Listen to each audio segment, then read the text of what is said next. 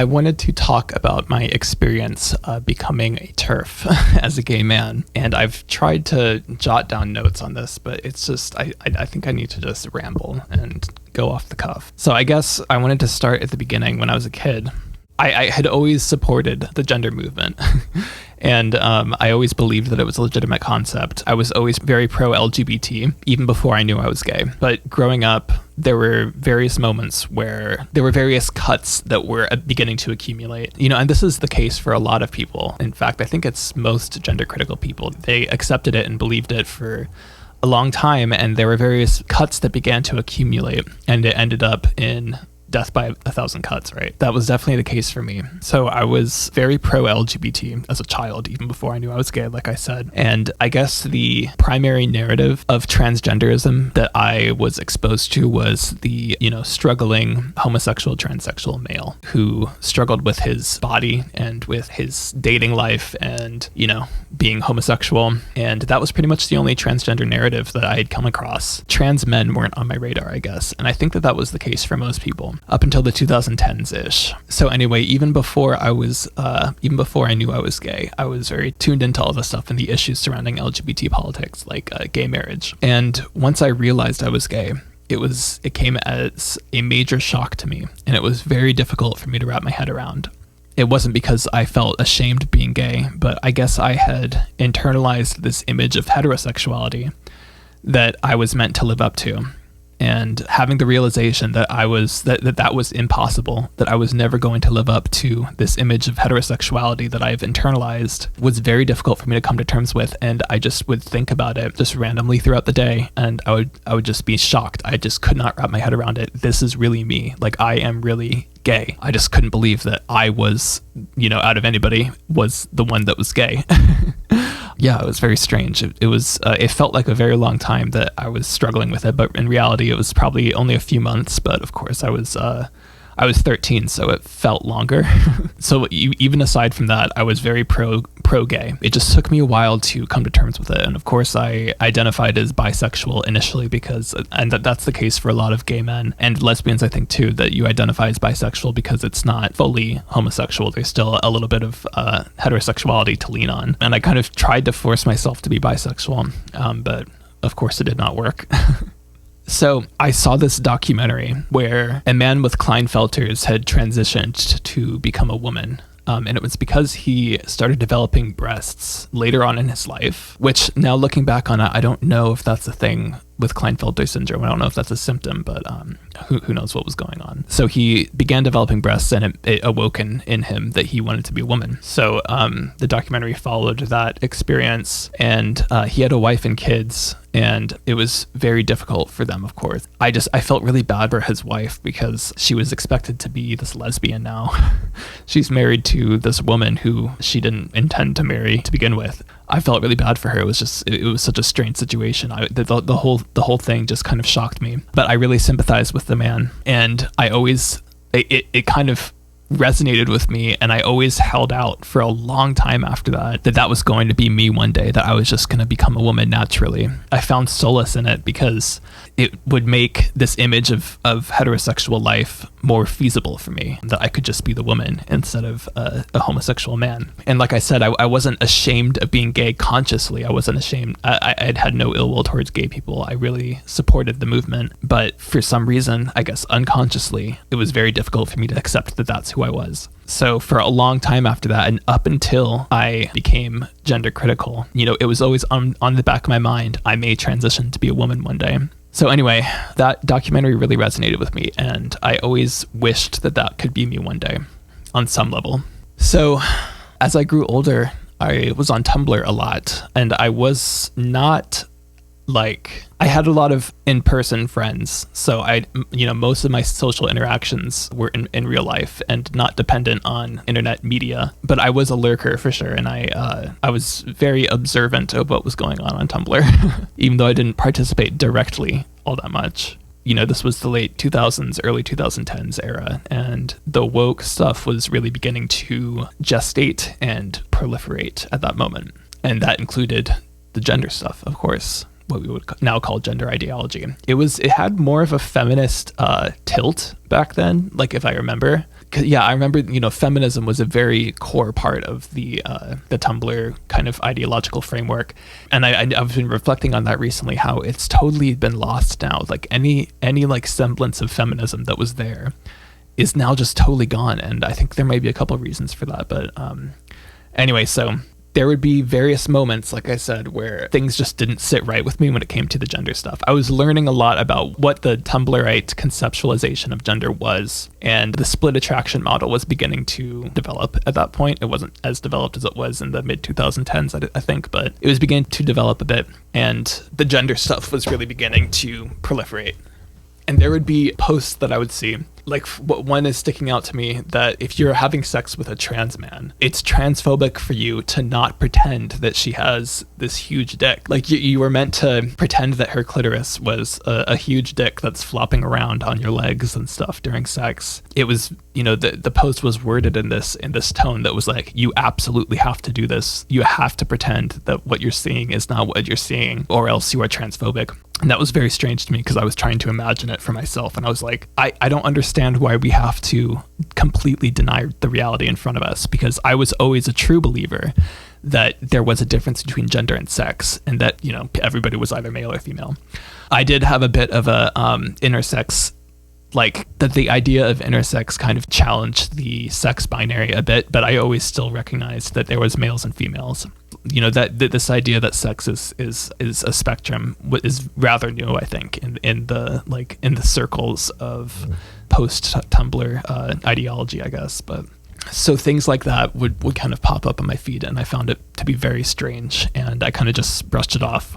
So as I grew older, I was on Facebook a lot. In my later teenage years, there were these various groups, and I think it was called like Weird Facebook or Alternative Literature Outlet. Everybody was definitely, it was very like tuned into the woke framework of things, and the gender stuff was very prevalent there. But outside of that, it wasn't anywhere in real life, not in my city at least. And I didn't grow up in like a small town. I grew up in a city that's very connected to mainstream culture, even though it's not a huge city, but it was very much so not a thing outside of the internet. But everybody on Facebook would convey their, various gender identities through aesthetics, which I think is an important point that I would like to maybe elaborate on in the future in another video possibly. But anyway, so on Facebook, I knew various non-binary and trans people. I mean, this was around like 2012, 2013. But I never expected anybody in real life to, if I mentioned the word non-binary, to understand what that meant. And I'm sure that nobody would have at the time. I got my first job when I was 17. It was at a restaurant. And at that point, I was very tuned into the gender belief system. But this was the age before cancellation. So my manager once made a comment to me. I think he was in his master's program. He told me that they were learning about gender stuff in his class, and he made the comment in the class, if I look down at my arm and I truly believe that I see it is an arm of an alligator, is everybody supposed to pretend that what I'm seeing is true, that what I see is an actual alligator arm, and validate it and affirm it? He posed that analogy, and of course in my mind I was like, that's not the same as trans, because any analogy, it's just not the same for some vague reason. You can't exactly articulate why it's not the same, like with transracialism or whatever, but it's just not the same, and then you shrug it off and move on. So that's what I did. I of course didn't cancel him. I didn't have any ill will towards him after that. I just kind of moved on from it and thought, oh, he just doesn't get it. There's something that he's missing. And then another coworker at that same job, we were talking about the trans stuff, and she asked me, would you have sex with a trans man? And I told her yes. And in that moment, I knew that I was lying. I knew that I did not believe what I was saying, that I would have sex with a trans man. But I felt like I had to say it. I felt a lot of pressure put on myself because of the discourse that I would see online.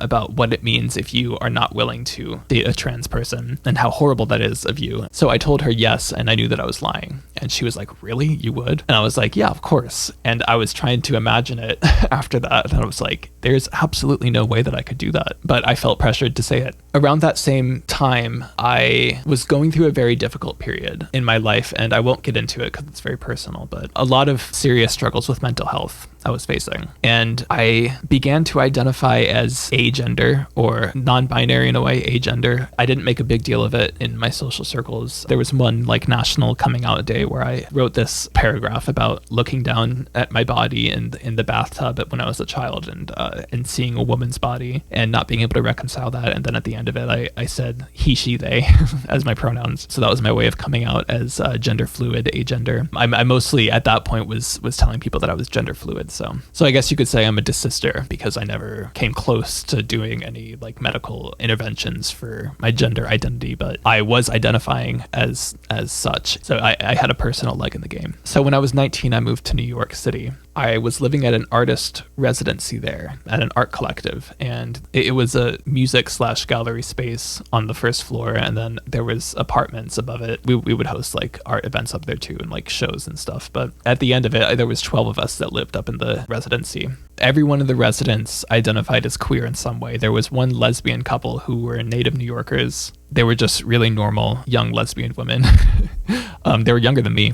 Everybody else identified as queer, I guess, and that would include non-binary and actually transgender. There was one man who had actually taken steps, and then there was one woman who had taken steps to medical transition, and they were in a relationship with each other. And then everybody else has since then taken medical steps to transition, but at the time was just identifying with various and sundry pronouns. I could go on and on about all of the strange things that I experienced in New York City in that group of people. Maybe I will at some point in the future. I don't know if I'll keep doing these things. I just felt like I needed to talk about my experience becoming gender critical. There's so many things I could talk about. Something that I remarked on was that every single trans person / non-binary person that I knew was either in a heterosexual relationship or really only had heterosexual relations when they would have hookups and stuff. So I noticed that all of them were straight. And of course, I couldn't acknowledge that consciously.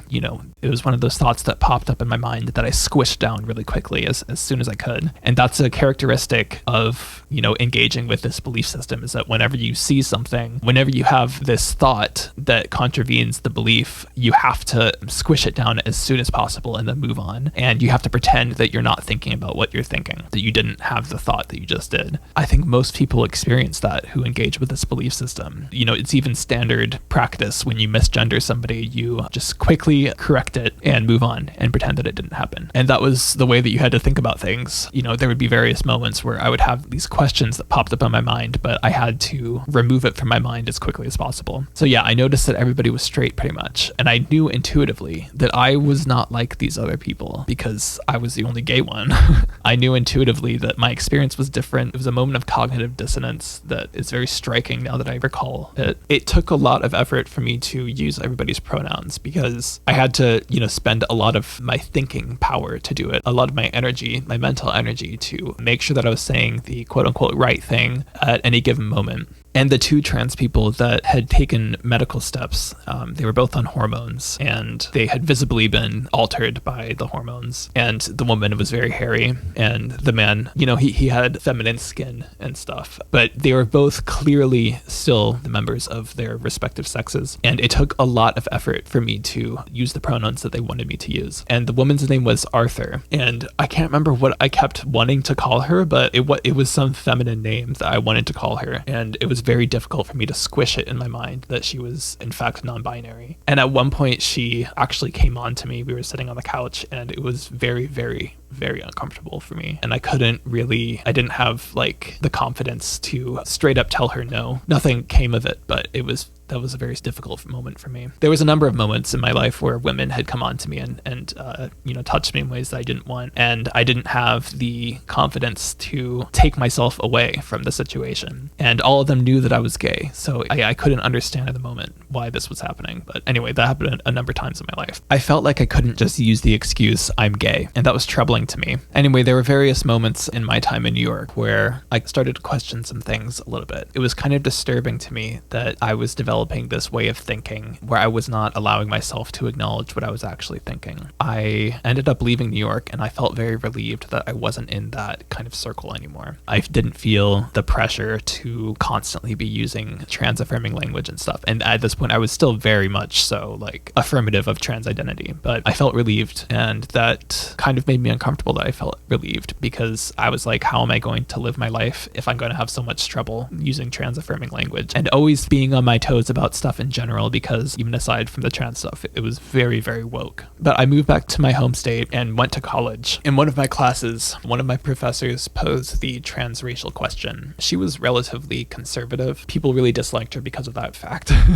I always kind of liked her. I never was really a proponent of canceling people. I always thought that we could get along, you know. When that started getting more common, it was very disturbing to me. She posed the transracial question, and I tried to answer it in the class. As I was giving my answers, it was just like falling apart in my mind. I was like, wait, why can't I frame this in the correct way? And I was like, there has to be a reason why it's different, why trans race is not the same as transgender. There has to be a reason, and there just must be something I'm missing. And that was a common thread throughout my whole experience with gender ideology, is that I felt like there was always something that I was missing. There was things that I would notice about trans people. I noticed that a lot of it was sexual. It was highly sexualized. I would see people say things like, even if you don't believe in transgenderism, you should still use people's pronouns. And I would just see everybody go along with this stuff. And I was like, wait, but if you don't believe in transgenderism, why would you use pronouns for people? But I would just kind of smile and nod and move along. There would be a lot of moments like this where I would see everybody going along with this thing, and I thought, I must be missing something, but I agree with these people on a lot of other things, so this must be true. And it turned out, you know, of course, that a lot of people can believe in something, a lot of people whose opinions you respect about other things, and it turns out they were very wrong. I learned that later. So yeah, that question of trans race stuck with me for the rest of my time being a genderist. And it really troubled me, and I would desperately look for answers online. Like whenever I see the question come up on Twitter, I would look in the comments and scour them and be like, where is the definitive, logically sound answer to this question? What is the difference between trans race and transgender? And people would just be talking with such conviction. They would give these answers with such conviction and expect everybody to be like, can't you see how obvious this is? It's different. And they would never actually articulate what it was that was different. That was so annoying to me. I was like, why can't somebody just tell me what the difference is? And I even saw a friend of mine who was trans identifying repost this article, this journal article, where somebody was making the case for transracialism because of the transgender, trans race question and how analogous they are. So he was making the case for transracialism. And I thought that was strange because everybody else thinks that this is so obviously different. So it was just another one of those moments where I was like, what am I missing here? There would be a couple more experiences here and there where I would notice how, like, the behavior of trans people and how sexual it was for the men, and also how sexual it was for the women. A lot of the women who especially identified as gay men, I saw their history on Tumblr and how it just developed out of their fan fiction, shipping fantasies and stuff. I would notice these things, these patterns in the transgender archetype, and then simultaneously be hearing from people that that's not how it works, blah, blah, blah. Like, you know, I would just kind of shrug it off. I would push it down and then go forward. Yeah, there was various moments like that. And then when COVID hit, actually, I think it was right before COVID, I saw a Blair White video, and I was beginning to kind of think like a lot of this woke stuff is just taking it way too far. And it's just like, these people are very annoying. They behave very poorly. And I don't think that things are as serious as they're claiming they are. I was beginning to grow up, basically. I was starting to grow up and grow out of this childish understanding of the world. I saw a Blair White video about him like reacting to some TikTok videos of trans people, the really genderist type trans people. He said at one point, like, because somebody said it's transphobic to think that trans people have to have gender dysphoria in order to be trans. And he was like, why would you be trans then if you didn't have gender dysphoria? And that's such a simple question and an obvious question. And it didn't hit me until that moment. And I was like, wait, why would you transition if you didn't have gender dysphoria? Why would you adopt a trans identity? I watched a couple more of his videos, and then I realized afterwards that he was super right wing, and I was like, okay, whatever. I just kind of moved on, and then COVID hit. Right from the beginning of COVID, I noticed there was some weird stuff going on.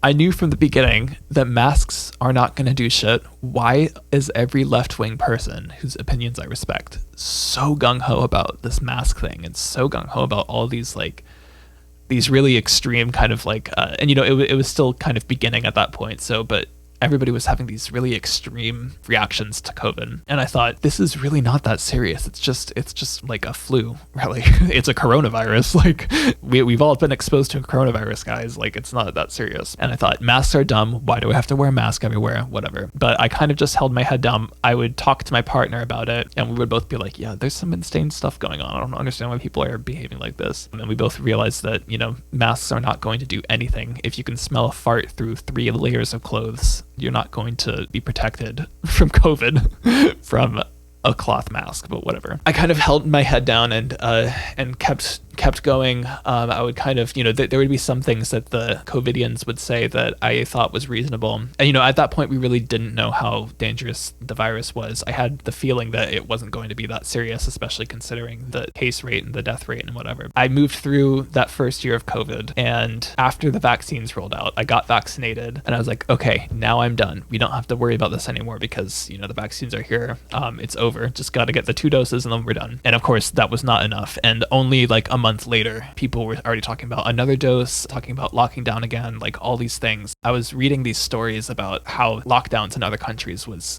having a dramatic impact on working people. And it really troubled me. And I couldn't understand why in America, all of these supposed left-wingers were cheering on these really draconian measures over a coronavirus.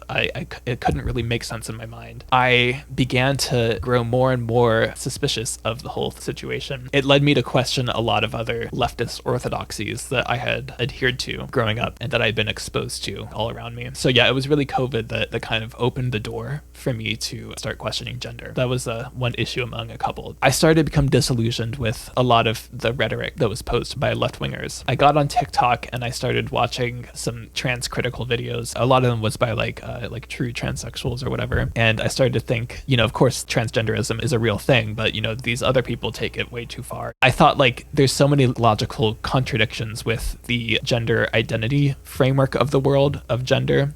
I was like, I can finally let myself acknowledge that there was all these contradictions in gender identity theory. And I thought they need to sort through this. They need to acknowledge these contradictions and then refine their theory of gender so people will actually take them seriously. I still thought that there was hope for transgenderism, even though I acknowledged that there was a very insane contingent amongst the genderists that were clearly didn't have any condition that necessitated a trans identity for them. So I was on TikTok and I was listening to people's perspectives on transgenderism. It was when I first came across, no, it wasn't when I first came across a detransitioner. I actually first came across a detransitioner on YouTube, I think around the time that I saw Blair White's videos. And she was a rather chill detransitioner. She wasn't campaigning against gender medicine and whatever, but it was very interesting to me because she had a really deep voice and she had only just detransitioned and she was telling her story and stuff. And I thought in my mind, okay, this woman is very clearly has a shaky sense of identity in general that may have led her to adopt a transgender identity to begin with. Her behavior is a bit erratic. She moved to a city and became trans and then moved out of that city, and then everybody she knows in her new city never knew that was in her history. And it was just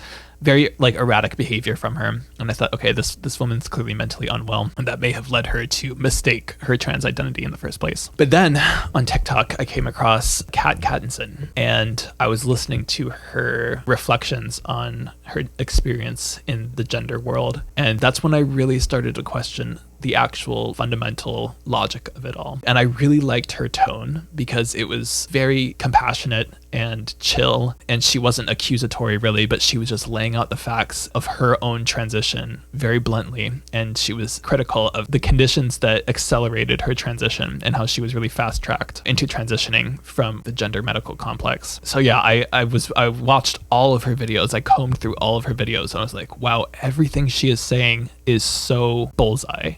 It explains all of the hangups that I had about this gender framework, and she's not this evil TERF that I had been hearing about my whole life. And it turns out that she is a pretty regular TERF, and that most TERFs are pretty much like that. Some have a bit more aggressive of a tone when talking about this stuff, but it's the same information. It's just their tone that's different. Anyway, so I watched all of her videos and I was like, holy shit, it has all come crumbling down now. And like I said, up until this point, it was still on the back of my mind that I could be a trans woman. So it really shocked me and I became obsessed with it. And I was like, dude, I have to get as much information on this as I can. And I watched a lot of radical feminist TikTok videos and stuff and just absorbed a bunch of information. And I dove a little bit too deep into it because I started to get bogged down with it. And I was like, I felt so alone and so isolated because everybody that I know is trans affirming. I'm part of the art scene. If they found out that I believe the things that I do now about gender, it would be over for me. They cannot find out, At the same time that all this was happening, my sister came out to me as non-binary, as agender. My heart sunk the moment that she said it, but I put on a happy face and I said, oh, congratulate, well, it's like the various things that you say to affirm somebody's trans identity. And I thought something bad is going to come of this. So I kind of put the gender issue aside for a little bit because I was like, my sister, needs me to be there for her. Whenever I would see her, she would talk to me about gender stuff, and I had to nod and pretend that I believed in it. And at that point, I was rather moderate, I guess. I was still like, I can use people's preferred pronouns. It doesn't really matter. And during that time, I started to kind of question my position on gender. Like, is this really necessary? Do I really need to take like a hard turn on this issue? Is there any redeemability in this framework of gender? And the logical arguments I could never get out of my head. They were always just looming around me, like whenever I would think about this conflict. And yeah, I began to question my position a bit because I disagreed with a lot of the people who I was seeing talking about this online. I was disagreeing with a lot of them on other things. I was kind of having an identity crisis. I was like, I have always been a left-winger, and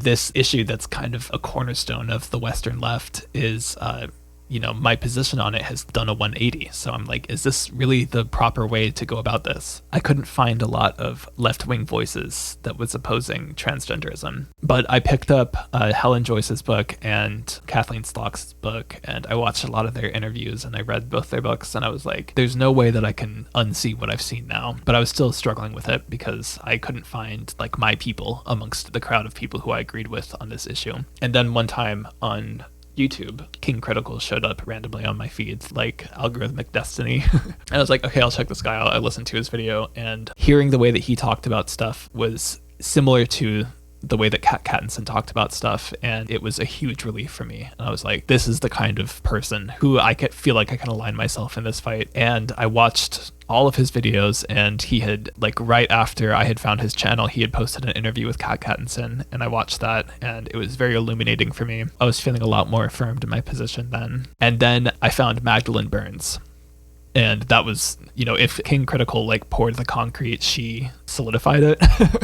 And that was it for me at that point. I was like, okay, I am a TERF. I'm not using pronouns anymore. I'm not capitulating to this belief system in any way. I don't have another choice at this point. Like, I believe this now, and I can't unsee what I've seen. And I wish that I could go back to the time where I just wasn't thinking about this, and that I could just smile and nod along with the gender stuff.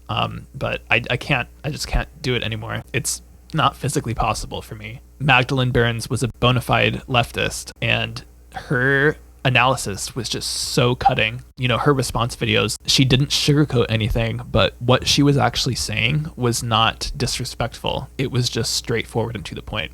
And I was like, this is just a woman who is telling it how it is, and she's not being an asshole about it. She's not being a bitch about it. Seeing the way that the genderists would react to her stuff, it really blew my mind. I was like, they just must be lying about what they're seeing right in front of their eyes, because this woman is clearly being respectful of people. She's not being cruel when she's talking about the transgenderism or, responding to trans people on YouTube. She's just being straightforward. It made me think, these people are just not letting themselves see what they are seeing. And that's exactly what I was doing a couple years ago, when I was seeing what I was seeing, and I just would not let myself do it. I would not let myself acknowledge it. So that was it for me. I was a TERF from that point on. This was about 7 or 8 months after my sister came out to me. Then one day she texted me and said that she was scheduled for top surgery. I was in the middle of a DJ mix, actually, because I did episodes for this online radio station. It was in the middle of the mix that she sent me that. And then after I received the text message, you can hear the shift in the way that I was mixing things, because I was doing it really poorly after that, because I just could not. I was just like, my heart just absolutely sunk, and I was like fraught for the rest of the night, and the rest of my show was horrible because of that.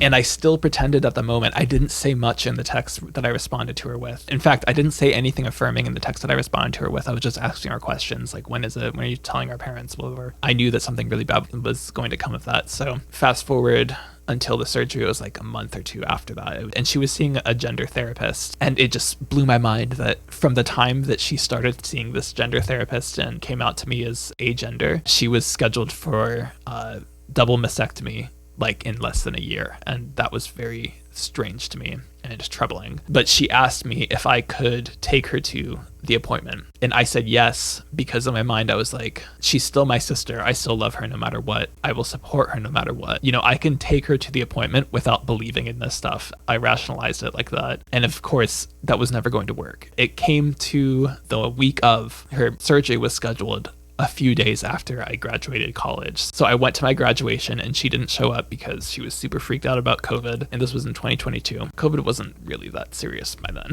But it was kind of like one of those things, like she and I both at one point were remarking at the really insane stuff that was coming out of like left-wing circles on the internet, but still both being left-wing. And then we kind of diverged from there. She became more into the extreme stuff and I became less into the extreme stuff and began to develop a more Marxist approach to understanding things. But we had both at one point kind of been on the same page about how insane things were, and then kind of went into the two opposite directions from there. My dad had tested positive for COVID on the day of my graduation. My mom called me and was like, me and my uncle are still coming. Like, we have to go to your graduation. We're not going to miss this. Both of us feel fine. We didn't test positive, whatever. We're still coming. And I was like, okay, yeah, sure. And my sister called me and was like, I'm not coming because of COVID, whatever. The next day, she called me again. I was sitting in a park just thinking about things. And she called me and was like, I need you to be the primary caretaker after the surgery because dad has COVID and that means mom was exposed to it. So I am not comfortable with them being around me during the period after the surgery where I need to heal. And I was like, I had no other choice but to just tell her. I was like, this is extremely difficult for me to tell you, but I feel like I'm being dishonest with you, and that's the last thing that I want to do. But I just told her, I don't believe in this stuff, and I don't believe that what you're doing is appropriate or necessary. I still said, I'm willing to take you to the surgery and take care of you afterwards, but I felt like I had to tell you this because it just felt so gross to me that I was keeping this a secret, that I believed what I believe now about gender and how much bullshit it is, and that I'm pretending in front of you. Somebody who I love more than anybody in the world. Like I always only ever wanted to protect her. Like my whole life growing up, I was always very protective of her. She's my younger sister. I never wanted anything bad to happen to her. I had to be honest with her about this because I felt like I was doing her a huge disservice by not telling her the truth about how I felt. So we had a conversation over phone. She was hysterical and couldn't wrap her head around it and was asking me things like, are you an incel? Like, are you a conservative? And I'm like, no. I was like, how can you think that? You know me and you know my politics and you know my like perspective on things. I don't know how you could think I was an incel. Plus I had a boyfriend, so I don't know what she was talking about. And it was like she couldn't conceptualize this issue. She couldn't conceptualize why somebody would disagree with the gender stuff if they weren't conservative and bigoted and whatever, That was the only thing that she could reach for in her mind. I was trying to explain to her, no, I'm coming at this from a feminist perspective. And I told her, like, I would understand if you called me a TERF, but then she told me only cis women can be TERFs. And that stuck out to me. And I was like, so it's not a slur, but only women can be TERFs and it's used in a derogatory way. Okay. That was a very difficult conversation to have. And that was the last time I spoke to her.